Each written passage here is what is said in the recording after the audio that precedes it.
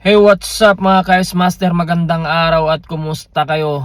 Cuadro Alas Casimiro mga idol ay napapost na sa kanyang Facebook page na kailangan niya pa ba daw mamili kung saan siya pupunta na promoter. So nandun nga yung picture ng US, nandun yung Japan mga idol. Ang tinutukoy ng US mga idol, yun yung MP Promotion at yung Kamida naman, syempre yung Kamida Promotion. So yung picture na yun mga idol ay nakapost yun sa gawa ni Papsi Kultura yun, at may opinion nga si Papsi doon na kung gusto ni Cuadro Alas na safe, pumirma siya kay Kamida Promotion, at si Kamida naman ay willing naman kung sakaling mag-undercard si Casimero kay Pacquiao, papayag naman daw si Kamida sa ganong sitwasyon mga idol, no? Kasi tingin ko na may kay Kamida supportive promoter naman yun, at nangyayari naman talaga yan. Kahit hawak ka ng isang promoter, pwede kang lumaban doon sa kabilang promosyon kung sakaling may offer sa'yo. So hindi, kumbaga, hindi hadlang yun mga idol. Kaya tama yung post ni Papsi Kultura na kung gusto ni Cuadro Alas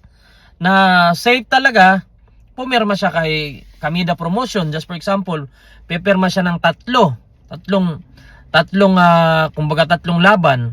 Kung sakaling palabanin si Casimero doon sa MP Promotion, mag-undercard siya ni Pacquiao, tatlo pa rin yung laban niya kay Kamida. Basta tapusin niya yung tatlo mga idol, no? Kaya tingin ko dyan, kung gusto ni Casimero ng wise na decision, tama, gawin yung opinion ni Papsi, no? Na gawin niya yung opinion na pumirma kay Kamida, at kung sakaling matuloy talaga yung offer kay Pacquiao, wala namang problema.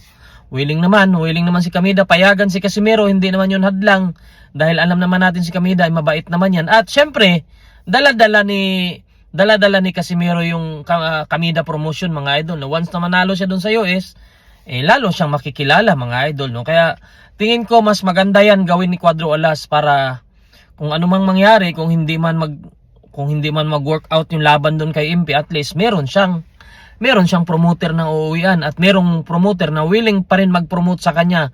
Kaya 3 fights mga idol kung pipirma si Cuadro Alas, napakaganda nun. Kumbaga nakalatag na nga yung plano na magiging world champion siya sa pang-4 na division or pang-5. Depende na lang yan kay Cuadro Alas kung maipanalo niya yung mga laban na yun. Kasi yung plano talaga ng promoter na si Kamida, naka-intact na yun mga idol, no? Kumbaga nakaplano na yan. Yung ratings about sa ranking naman, syempre maghintay lang kayo. Pagdating ng July, tingin ko naman lalabas na yung ranking at mapasama na si Casimero dyan. Kaya promoter na yung bahala dyan mga idol, no? Kasi syempre nakaplano yan na papalabanin siya sa eliminator, world title, tsaka depensa.